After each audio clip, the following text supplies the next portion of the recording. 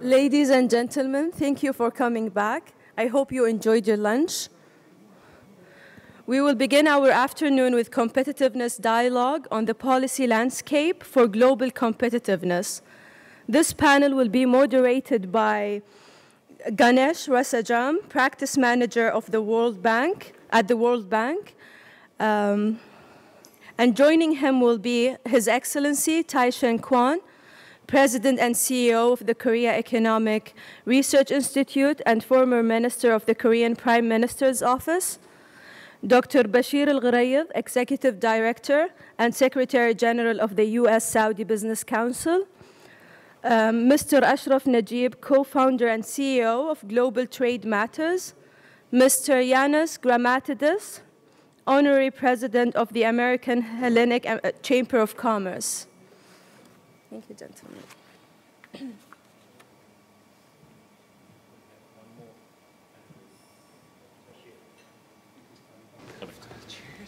Wait for him.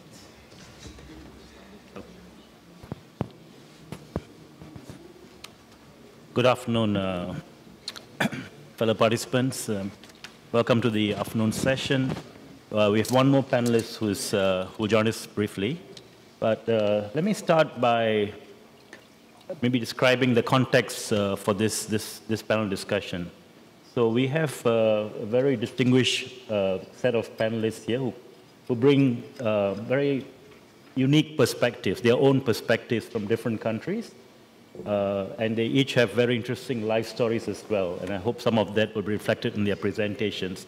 So we're going to talk about the policy landscape for competitiveness and what are the new challenges that governments have to think about in their competitiveness and framing the competitiveness agenda. So let me maybe highlight 3 or 4 things that I would like the panelists to think about. Firstly is the population growth and the pressures on infrastructure and institutions from increasing urbanization.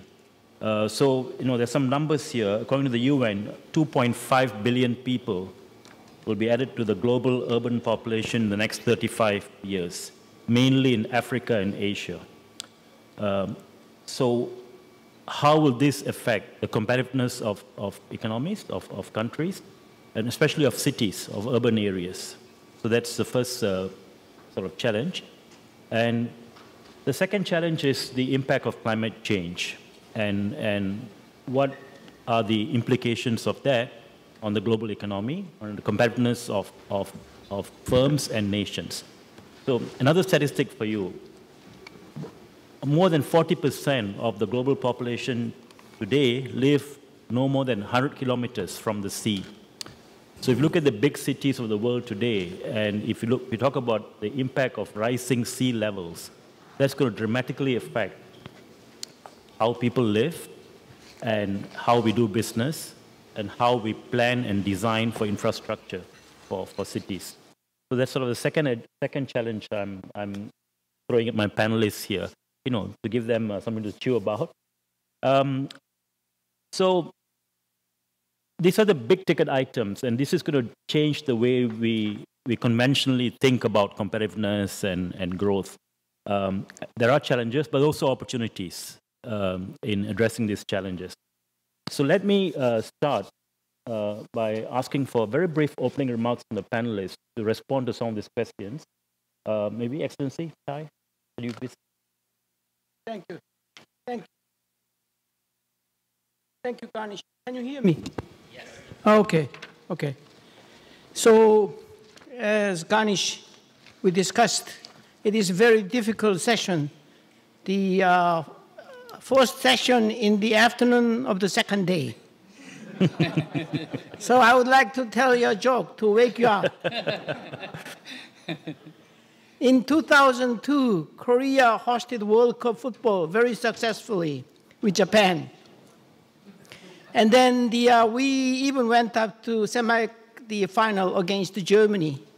So after that, many Koreans proud of the fact they are Korean. So one Korean gentleman who couldn't speak English well was on board American airline. At mealtime, stewardess came and asked him, "Are you vegetarian?" He suddenly replied very loudly, "No, I'm Korean."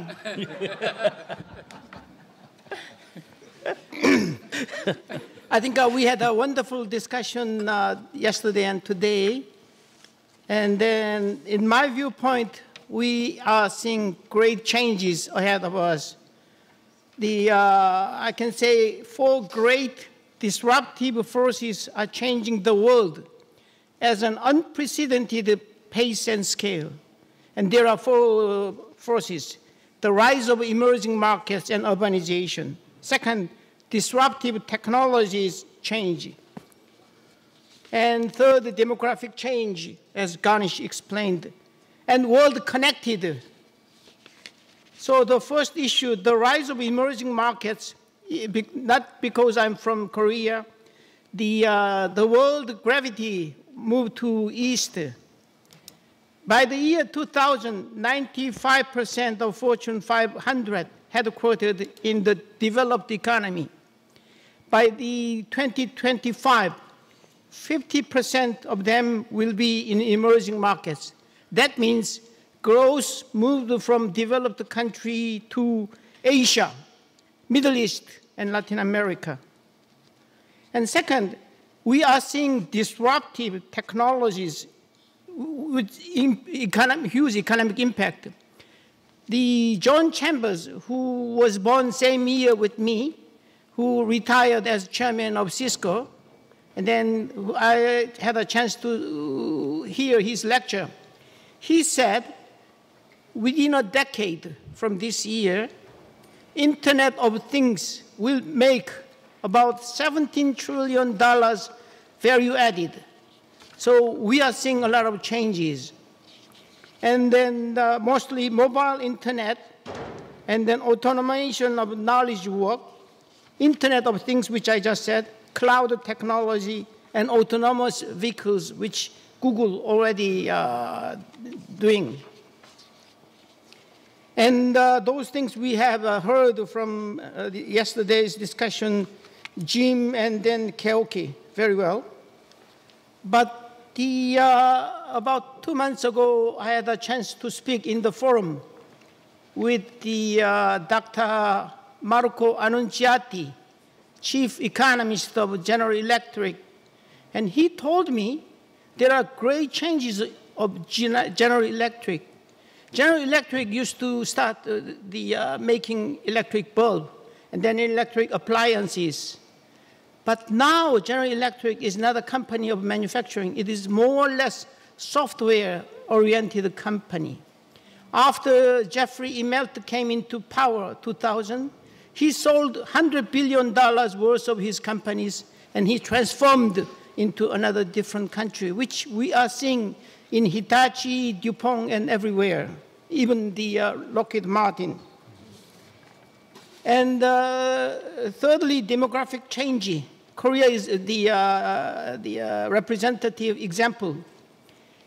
The fertility rate of Korean women aged from 18 to 43, their fertility rate in their lifetime, 1.2.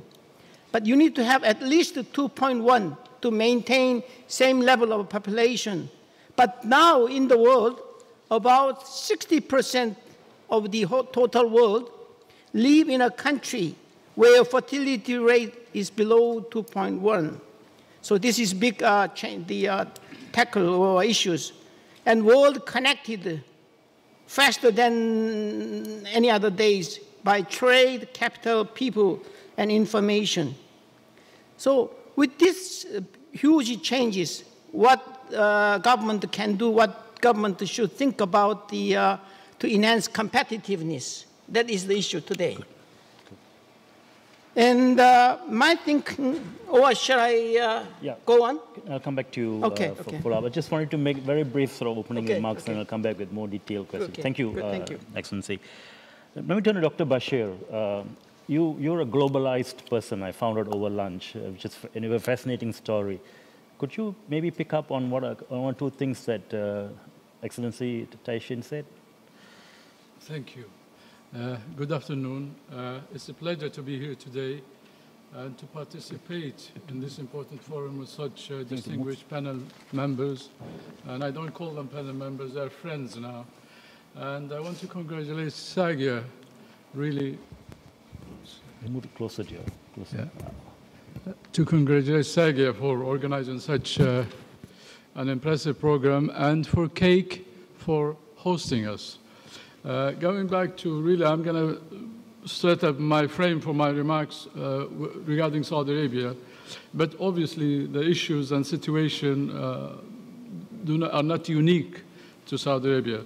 I mean, they have relevance to other countries. And going back to globalization and the importance of really this whole, today, the whole program is, I believe in what role does governments and policy action do governments take to implement this holistic view of, what do societies and citizens in these countries do need. Okay, we may want infrastructure, red bricks, roads or whatever, but at the end of the day, are we serving that simple citizen in terms of these projections we do in terms of internet, broadbands, what we heard earlier, in terms of infrastructure? So my concern is going back what His Excellency have just said regarding population, demographic dividends to the citizenry, i.e. when one looks at Saudi Arabia, for example, there are always these international agencies, for example, Goldman Sachs, of the next 11 economies, saying Saudi Arabia has a rising middle class that could equivalent to maybe 40 to 50% of what might China be in the next 5 to 10 years.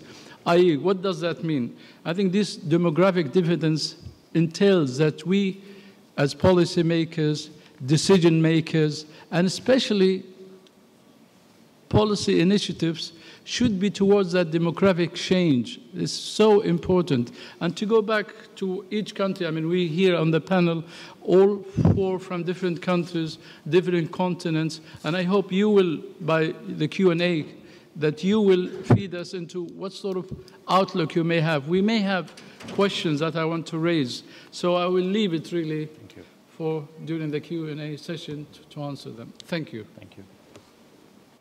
Naguib, over to you. Okay, it's working.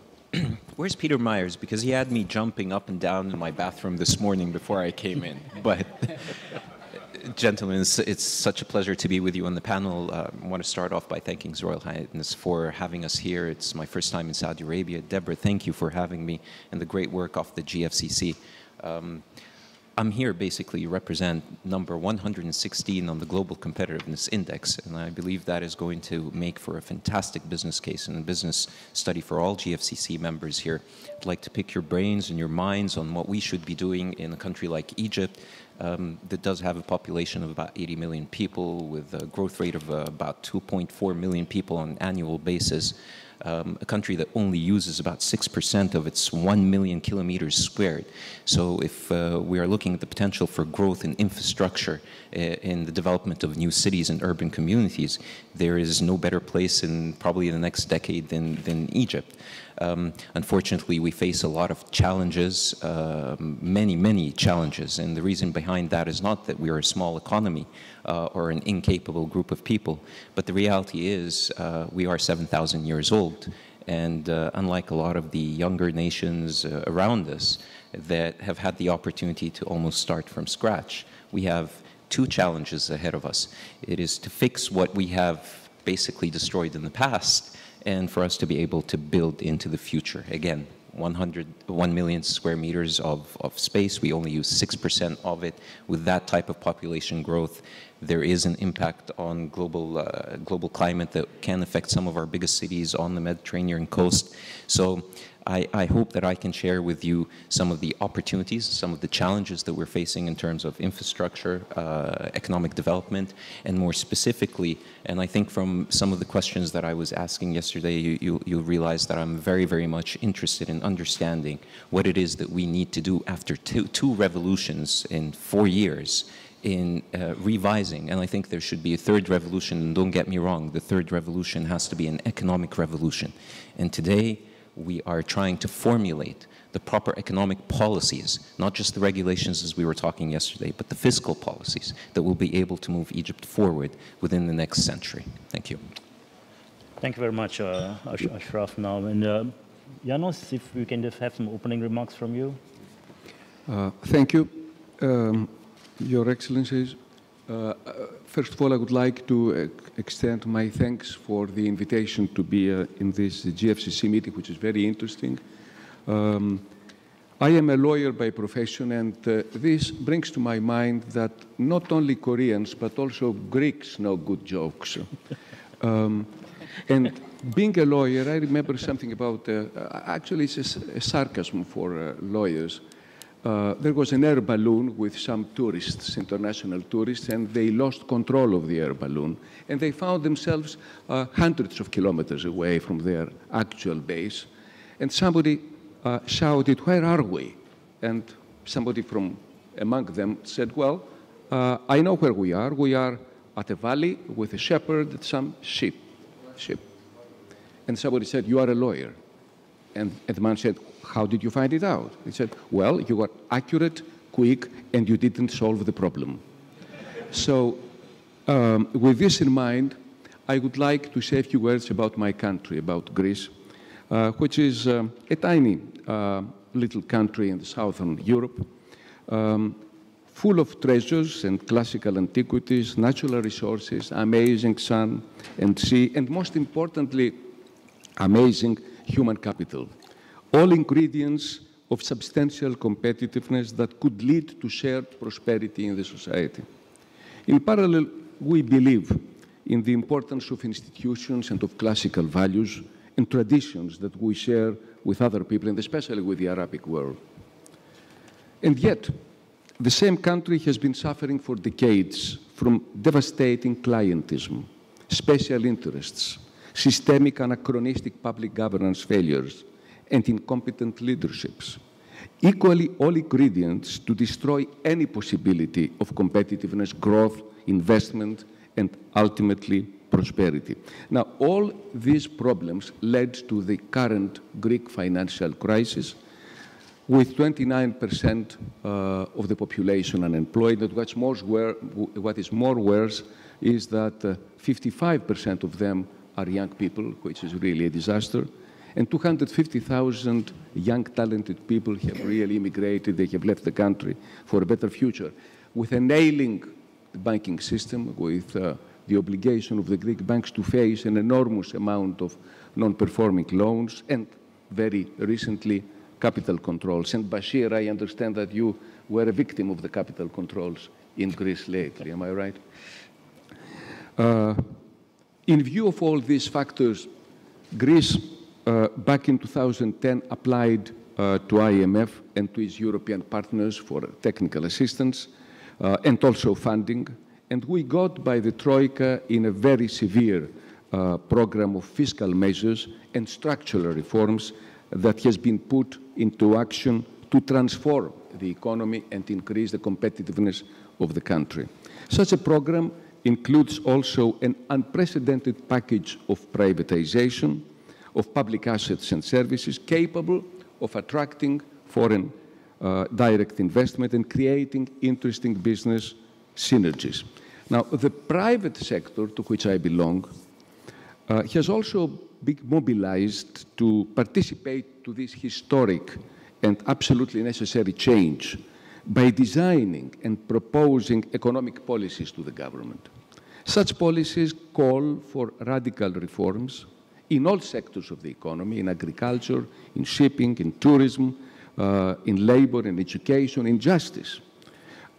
We have even proposed a package of generous incentives immediately applicable to boost the real economy, including attractive tax rates, especially for startups, and measures to simplify business licensing and fight corruption.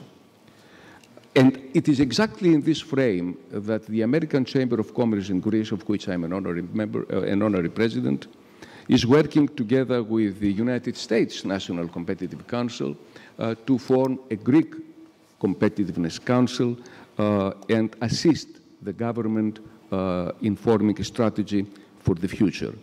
And I take the opportunity to thank Deborah for all the assistance, the ample assistance and friendship for Greeks and for me personally.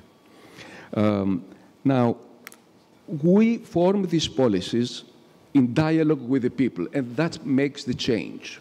We want first to hear about the opinions and ideas of the people about these changes, because let us not forget that they are structural reforms that change the whole climate in the country, and it touches also issues of mentality, not necessarily a good mentality, but we have to change even this in order to make ourselves a modern economy. With this in mind, I am at your disposal to answer any question you may have in relation to the Greek privatization and reform program. Thank you. Thanks very much, Yanos. No, I realize this is the most challenging session immediately after lunch. So I'm going to change the format a bit. I'm going to come to you folks now and ask you for some questions, reactions, before I go back to the panelists with more specific questions. So it's open to the floor now. Any immediate reactions, any comments, questions?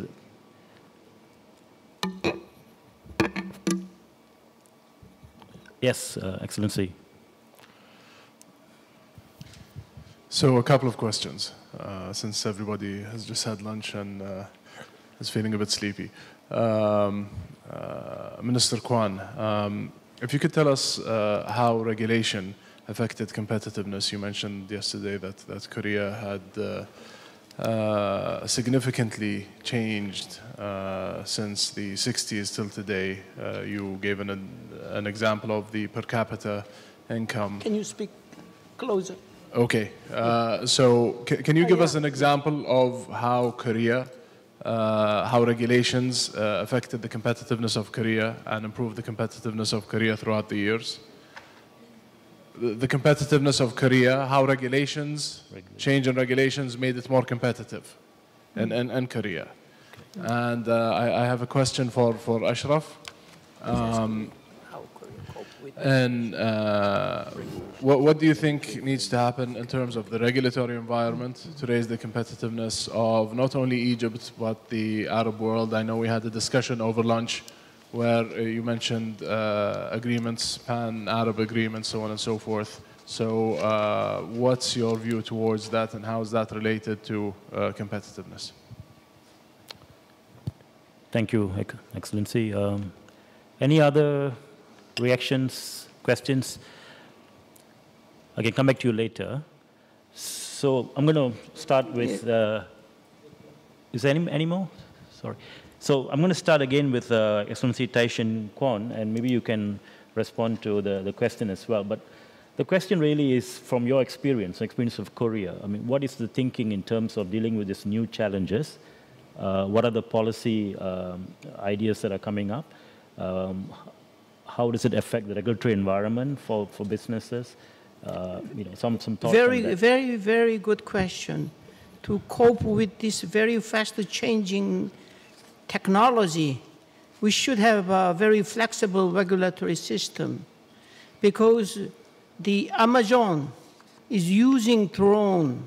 Google is making the driverless cars, but it is impossible in Korea because we are using the negative system.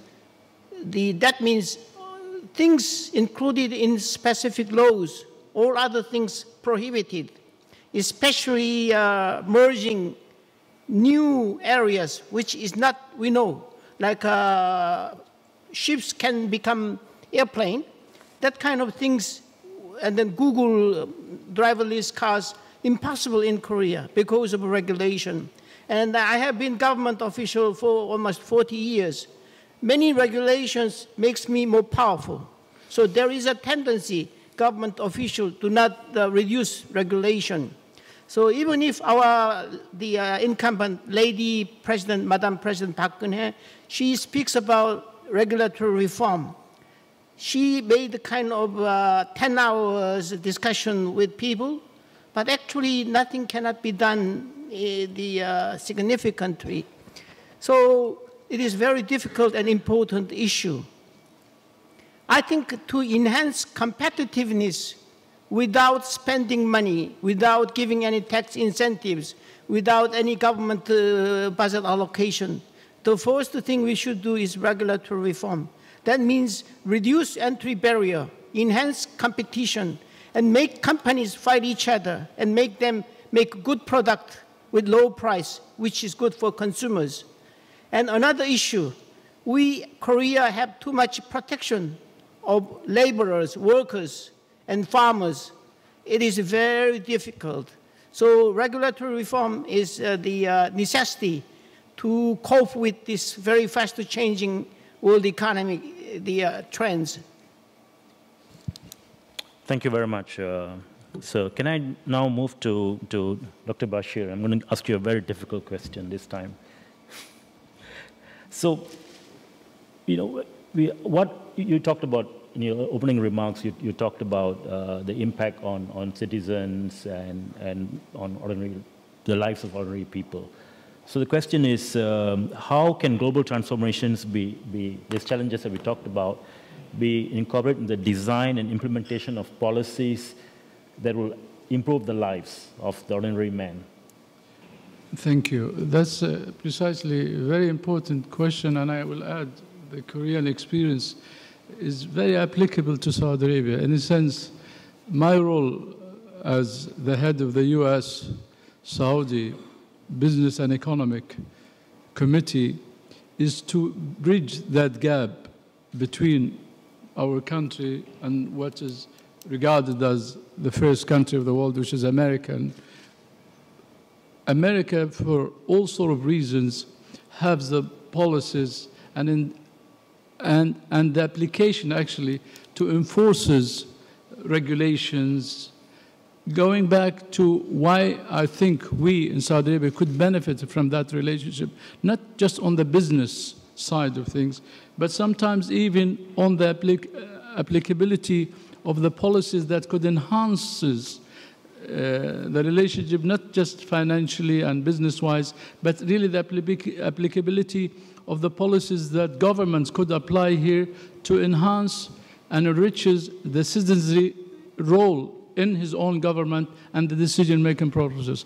I mean, for that role, I have a package, what I call the 5 Ps of Basheer. Some call them the 10. And let me go back to them just very quickly. The packages entails how does really, if as in Saudi Arabia, if the government have taken an initiative that is our outline in a few minutes, how that will impact the Saudi citizen himself. And I think it would do by bringing in that competitive behavior, which is very important, which we don't maybe have. Going back that labor in Korea, labor is protected. There are barriers. So do we have the same problem in Saudi Arabia? Obviously, every country has rules and regulation to protect its labor, and every, as you said, government official wants to have more power, not less power. But then by engaging, I think, with other countries, they can see the differences. And through that differences, one may, you know, as I said, this package action plan, let me just review it very quickly. First, we have to review laws governing the government purchases and tenders. I think in Saudi Arabia it's very, very important. Second, reforming the contractual classification criteria. It's very, very important in Saudi Arabia. Third, we have to develop a mechanism that is used to awarding contracting projects. One has to understand Saudi Arabia, being a rentier state, the private sector does rely very, very heavily on the state. And contracting is one of the ways, actually, for the private sector to benefit. But does that mean, do the local citizens benefit from that contractual arrangement? I think there has to be a mechanism whereby it filters down to the small towns, the provincial governments, i.e. centralization. We've had enough of centralization. We have to start in Saudi Arabia this decentralization, finance, contracting, even distribution of income. It has to be done through a process, a mechanism, and this is one of the mechanisms I believe should be devised, and I hope it will be. And then fourthly, we say revise maintenance contracts, rules and regulations, i.e. adopt KPIs, very important.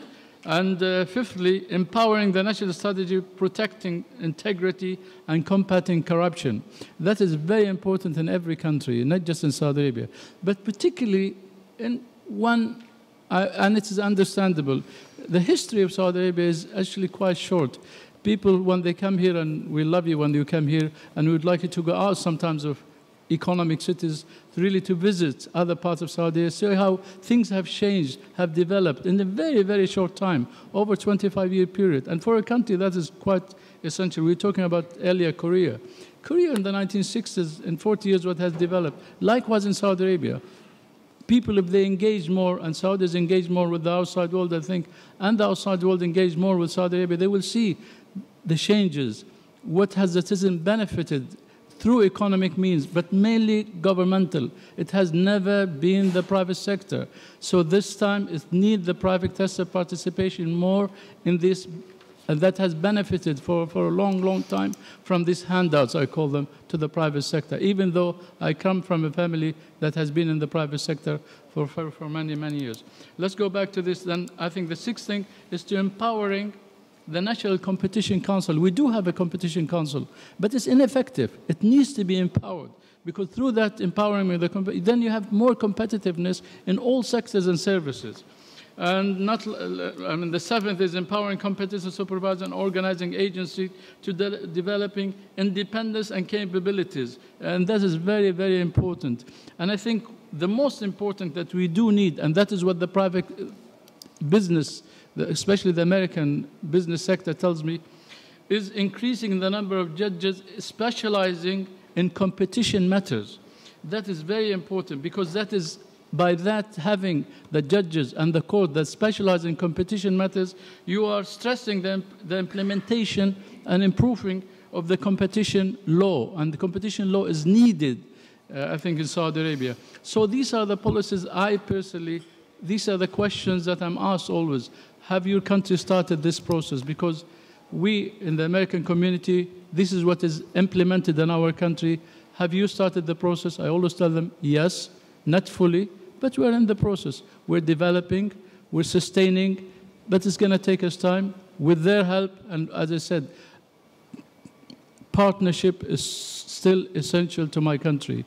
And we need this foreign investment, we need this foreign input, because it helps both sides and both countries. Thank you. Thank you very much, Dr. Basheer. It's a very rich reform agenda, and we'll come back to that subsequently.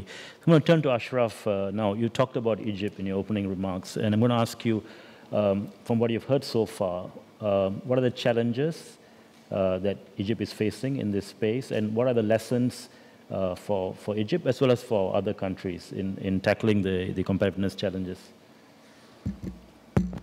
Let me try and integrate His Royal Highness's question to me on trade earlier, and integrate it in what was being said here. Now, with a fantastic group of thought leaders sitting in the same room, I think we all subscribe to the principles of free market economics, global trade, and the principles of globalization, or else we would not be here.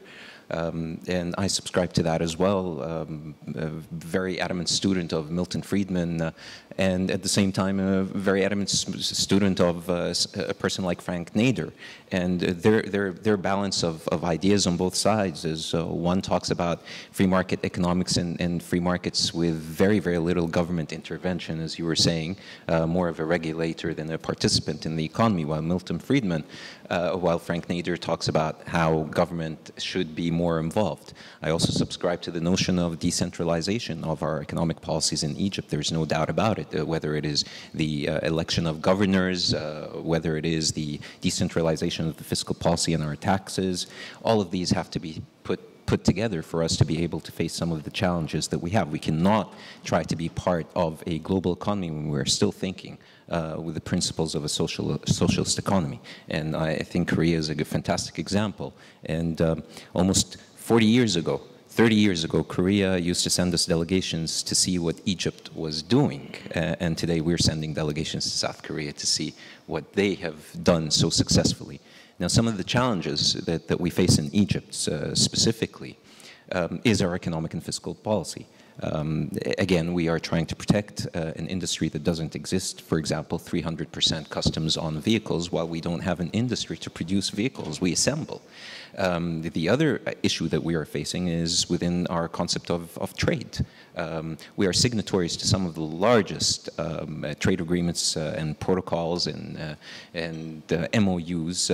Let me even state that we are part of the COMESA, we're part of GAFTA, PAFTA, Agadir, the Association Agreement, Union of the Mediterranean, Qualified Industrial Zones, and I can go on. Okay, but the principle is that we have a deficit, basically, in the Egypt-Turkey FTA as well. We have a deficit on our trade with basically all of these, or under all of these agreements. Now, the idea is that every time one of our ministers goes to visit a country, Deborah, you know, 2004, 2005, 2007, we got the National Competitiveness Council put in Egypt, didn't do much, and we were talking at the time on a free trade agreement with the United States. That hasn't happened, won't happen for quite some time, and in return we have something like the Qualified Industrial Zones. Now, if we take an agreement like the association agreement, which is part of the European Union, and the whole principle of it is for us to be able to work together, African countries, some of the Arab countries as well, that hasn't happened. I was talking to His Royal Highness today over lunch, and I was asking him specifically, what can we do to reinvigorate the principles of our trade agreements and our free trade areas between the Arab nations? And I totally agree with him that we need to go back and re-revise some of the clauses and terms and regulations of these agreements to fit more with the current situation that is happening specifically after the Arab Spring. And in addition to the amazing technological advancements that we have seen and heard about yesterday and this morning.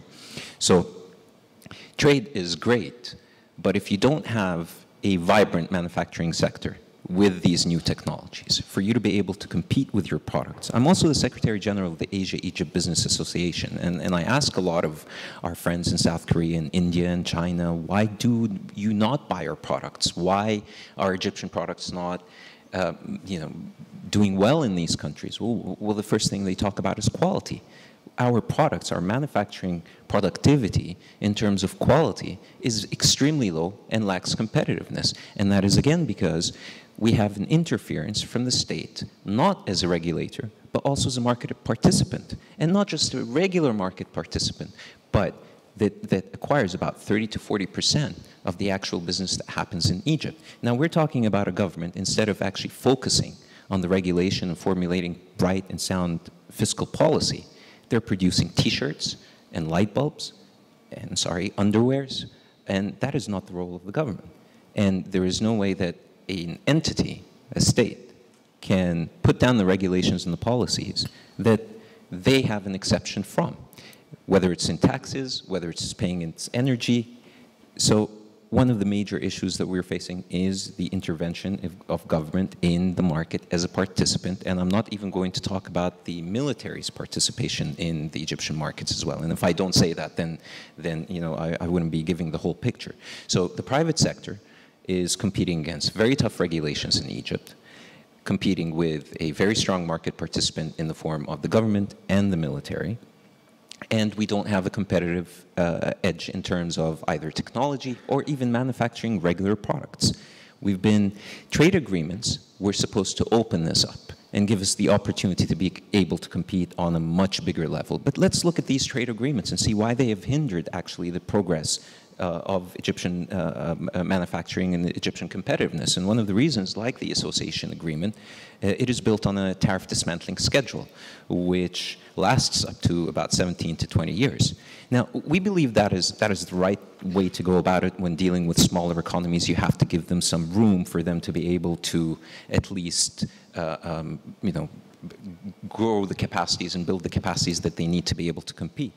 But unfortunately, now, by probably 2017, EU products will be entering Egyptian market at zero customs. Now, what was the impact of that? That we have companies like BMW and companies like Mercedes that are assemblers currently. They're closing down their assembly factories in Egypt and moving out because it will become cheaper for them to be able to just import the cars directly from Europe.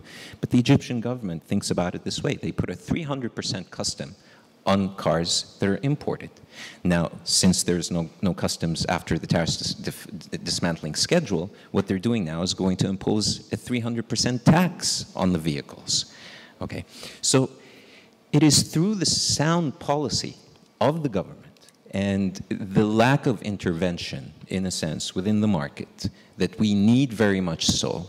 And after 2 revolutions, we need to have an economic revolution, understanding exactly what is our fiscal policy. And I emphasize the fiscal policy because we take a look at examples of South Korea.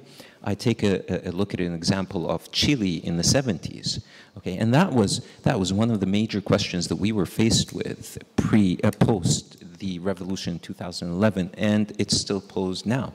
How do we go about this? What are we going to do?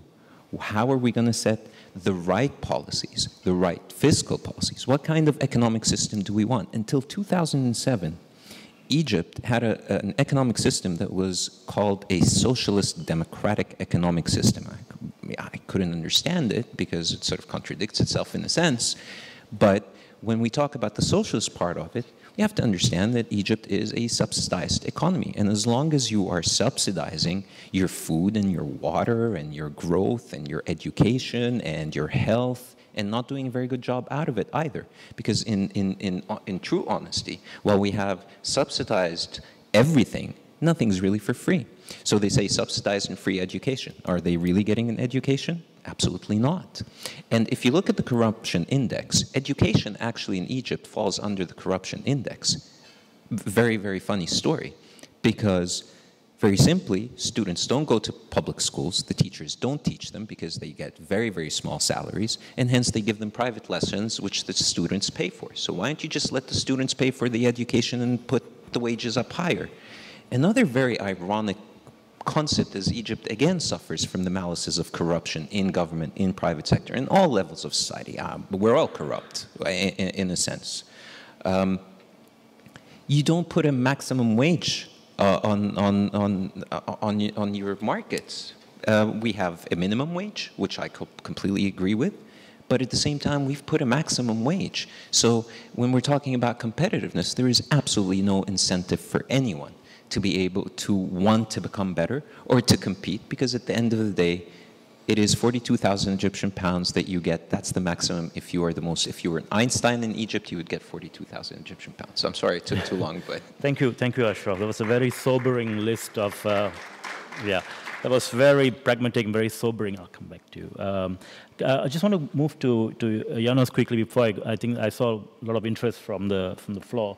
Yanos, you talked a little bit about privatization and PPPs. Now, yesterday, we saw some big numbers on infrastructure investments required in the coming years. And I'm not even sure whether those numbers had incorporated the additional investments from the impact of climate change. I mean, that, I don't know, there's a question. But turning to you, what are the sort of new policies and new thinking required to attract more private investments in infrastructure, given the challenges that we are facing? Well, first of all, we have to face that Greece is a country with a heavy debt, and as a result, the capabilities of the government to improve or to create infrastructure are not many. And as a result, we had to resort to, and actually in the frame of the new strategic transformation plan of the country, by which we want to change the economic model of the country and make it more open to investment, we had to invent various ways, and actually we were obliged to introduce into the game new ways of generating revenues, and this was through privatization. And it is true that here, nowadays in Greece, we are in the middle, the beginning to middle of a huge privatization program, in the frame of which we are privatizing most of our infrastructure and also other utilities, because this is really one of the ways to generate more revenues, and at the same time to exploit those assets in a better way, because the problems that the country had so far were primarily based on the fact that the state never managed usefully and profitably its own resources and assets. So privatization is the one weapon. And actually, it is a privatization of airports, of marinas, of ports. The only asset that we don't want to privatize is Acropolis, actually, and some of the Greek islands with strategic importance. Now, in relation to PPPs, we found also out that it is another very useful tool in order to exploit public assets, and also for the government to not to get involved in funding of projects of infrastructure and actually of improving the services of utilities. So we have made a new regulation, a new law on private-public partnerships, which in fact has taken into account two things. The one is that it should be conceived in the best possible way from the part of the citizen, who would have to believe that this change is to their own benefit, which is extremely important. And it is a very difficult exercise to persuade people that this is the right way to do it.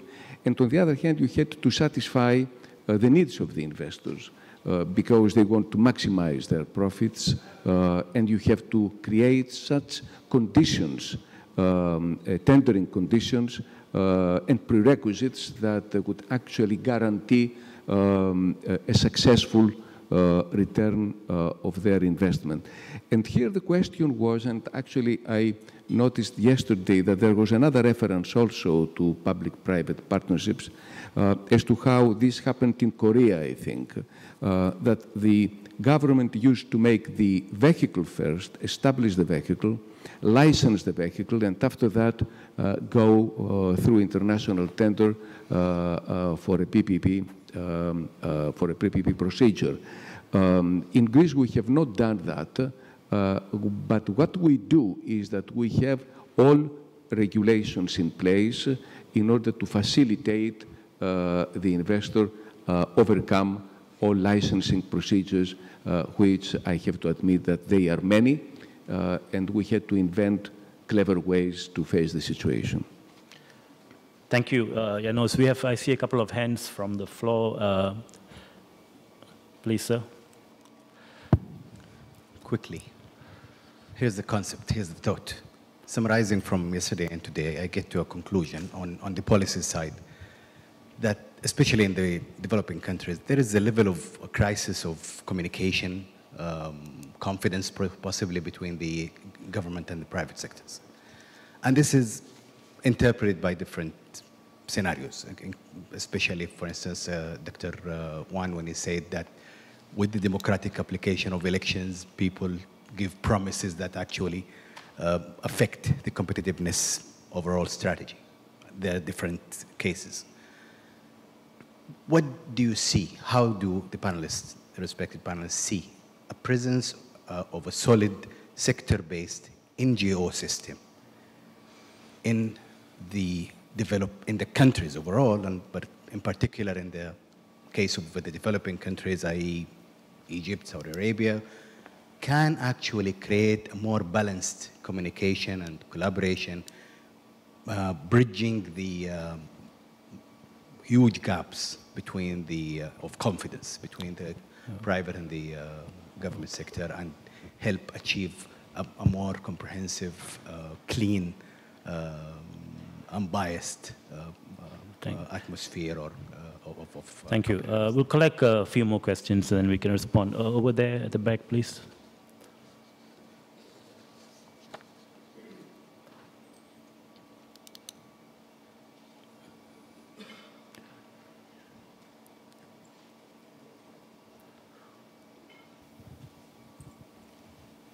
Okay, thank you. I have a question to the panelists, and I'll be extremely happy if each one of them try to answer it from his perspective or the perspective of his country. You see, you have different situations in different geographies, as we can see from the four cases. So what would be the single, like say, #1 policy change to improve your relative competitiveness position? Thank you.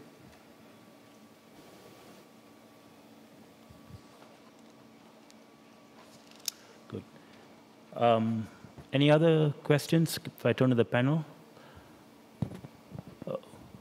Okay, so can I ask, I think maybe the question, the first question is from the gentleman here. It's about the, if I understood correctly, it's the role of civil society, organizing sector-based representation. Maybe I'm going to direct that to you, Dr. Basheer, if you don't mind. Thank you, yes. I mean, civic society is important, but how do you create civic society? You have to empower the people, really. The only way you do that is by engaging both the government, and we have to be, in reality, practical.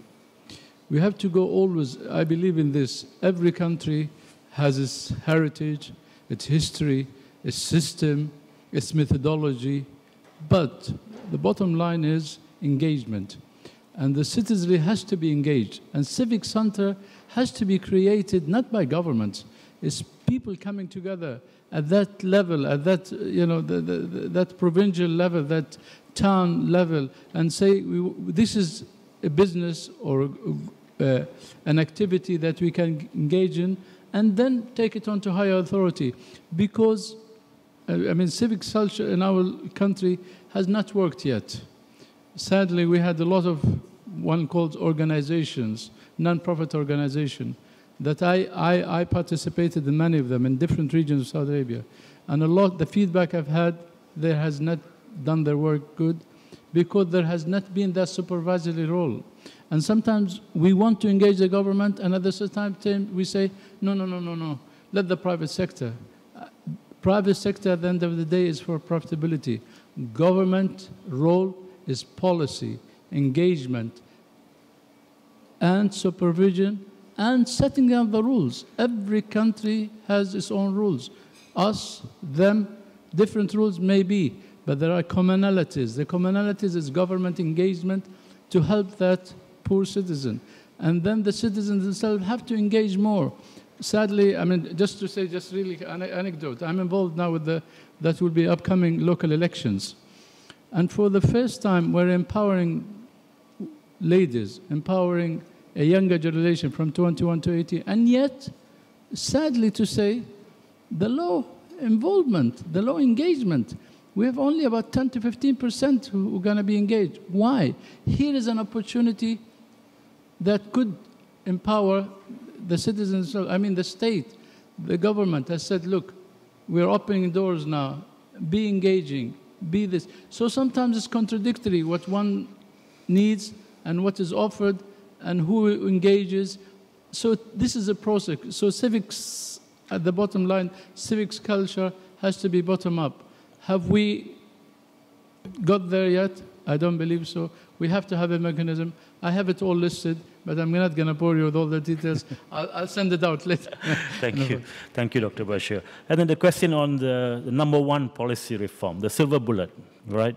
We're running out of time. I'm going to give you 30 seconds each to come out with your response, starting with Yanos. The #1 policy reform. Well, one or more. But the first single thing that we have to realize and come to a conclusion is what are the competitive advantages of one's country. And from the moment that we identify the competitive advantages, then we have to think out of the box in order to create innovative solutions to get to competitiveness. Competitiveness, in my mind, is not only to go through the index of the World Bank doing business, which is an important tool. And of course, this is the first thing that we try to do when we form policies. But also we need to go beyond that, go beyond the traditional ways and find innovative and out-of-the-box solutions in order to face specific problems of the economy and of the society. And I believe that this kind of approach, together with a bottom-up approach, in order to bring the civic society, the people, into the dialogue, in order to increase competitiveness and persuade the people that the more competitive an economy is, it is the better for the society. This is a task which has to be undertaken by governments, and I have to say that in my own country it has not been undertaken to the extent desired. But still, I think that because of the crucial, of the very critical situation in which the economy and the country is, I think that this becomes more and more a need, a necessity.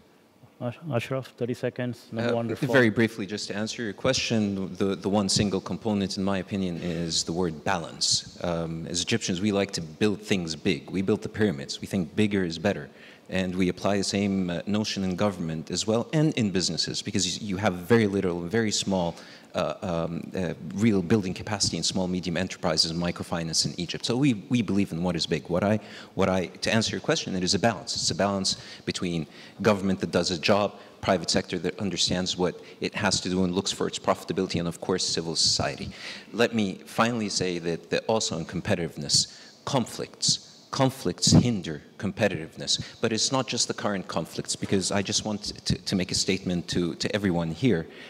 Egypt needs an investment of about $20 billion for us to be able to remove over 23 million mines that are still scattered around the western desert of Egypt. And that on its own is hindering our progress and our development in an area that is full of natural resources, that is a potential for new urban communities and cities. We have aquifers of water that would last us for another 7 to 1,000 years, agricultural land and flat land. So these are some of the issues on the long run that we would like to address with our friends, the allies, and all of, and maybe the international community as well, to be able to take away some of what is hindering our future competitiveness in a very big portion, almost about 20% of our land area. So to answer your question, to finalize, it is balance between all. Thank you, Ashraf, and you have the last word, sir. Okay. Thank you. Huh? Well, if you want to have another last word. No. I just mine will be very quick. Really, I mean, we've been talking about competition and competitiveness since yesterday.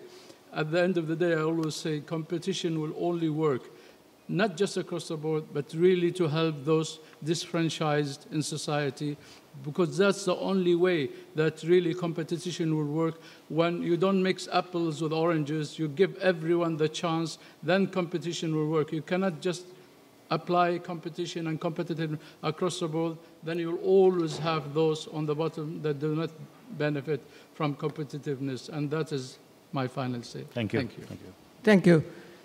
My final saying is that we are living in a world which we are all connected by SNS, information, trade, and people.